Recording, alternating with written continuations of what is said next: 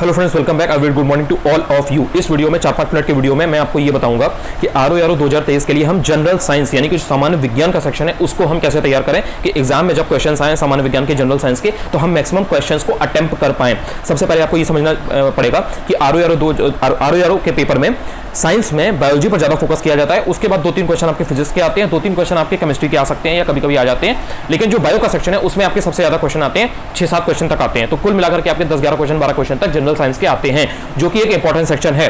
जो थोड़ा सा मैथ्स वाले हैं, लाइक जो इंजीनियर वगैरह हैं, जिन्होंने साइंस वगैरह इतनी नहीं पढ़ी है, लाइक जिन्होंने बायो बहुत ज्यादा नहीं पढ़ी है, उनके लिए थोड़ा सा चैलेंजिंग हो जाता है। लेकिन उनको इस चीज से घबराना नहीं है, डरना नहीं है। उसके लिए एक स्ट्रेटजी है जो इस वीडियो में मैं शेयर करने वाला हूं कि कैसे किस तरह से चीजों को करें, कौन से सोर्स पढ़ें, कौन सी बुक पढ़ें कि हम मैक्सिमम क्वेश्चन एग्जाम में सॉल्व कर पाएं।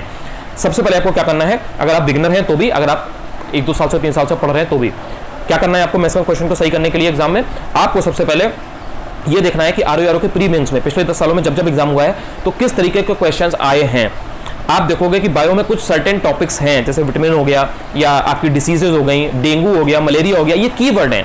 मतलब हमेशा वो डेंगू से ही पूछ रहा है, हमेशा या तो उसका वेक्टर पूछ लेगा या डेंगू के बारे में कुछ पूछ लेगा। वो जो डिप्थीरिया पर्ट्यूसिस के जो वैक्सीन होती है उसी से पूछ रहा है। सो आपको समझना पड़ेगा पहले कि कौन कौन से ऐसे टॉपिक्स हैं, कौन कौन से ऐसे कीवर्ड्स हैं, कौन कौन सी ऐसी थीम है जिन पर आयोग ने बार बार पूछा है। यूपीपीसीएस के भी पीवाईक्यू देखिए, पिछले 4 साल का देखिए, 20, 21, 22 और 23, 4 सालों का पीवाईक्यू आप देखेंगे तो आप पाएंगे कि बायोलॉजी में कुछ कुछ टॉपिक्स हैं उन्हीं पर पूछ रहा है, केमिस्ट्री में कुछ कुछ टॉपिक्स हैं उन्हीं पर पूछ रहा है, एंड फिजिक्स में भी कुछ कुछ सर्टेन टॉपिक्स हैं उन्हीं पर पूछ रहा है।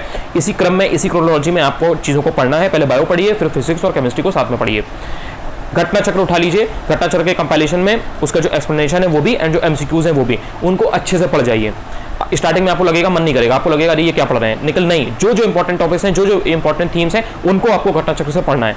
घटना चक्र से पढ़ने के बाद में जो ल्यूसेंट है आपकी, जो एक पूरी वाली आती है जिसमें जनरल स्टडीज पूरा दिया होता है, उसमें से फिजिक्स, केमिस्ट्री और बायो का सेक्शन अच्छे से कर लीजिए। पहले बायो का करिए, उसके बाद केमिस्ट्री का करिए, उसमें से उसके बाद फिजिक्स का करिए।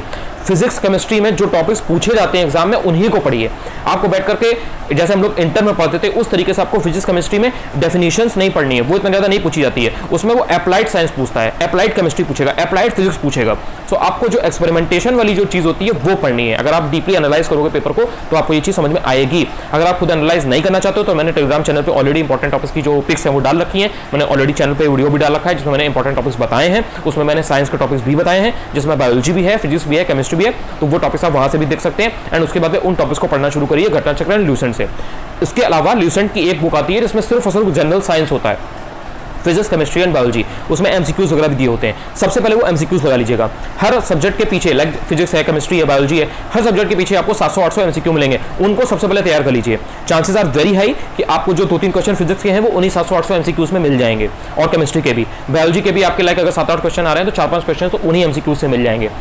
उसके बाद में आपको अगर जैसे आपने अगर घटना चक्र कर लिए, ल्यूसेंट कर लिया, आपका भला हो जाएगा। लेकिन किसी किसी इंसान को मान लीजिए और पढ़ना है, लाइक उसको और नहीं समझ में आ रहा है या और ज्यादा पढ़ना है, तो परीक्षा वाणी की फिजिक्स, केमिस्ट्री, बायो तीनों आती हैं, उनको उठा करके फिल्टर करके पढ़ लीजिए। इनकी सिलेक्टिवली पढ़ लीजिए, हर चीज नहीं पढ़नी है। मोटी मोटी किताबें हैं, पूरी आपको नहीं पढ़नी है, ना ही वो एग्जाम में इतना पूछा जाएगा।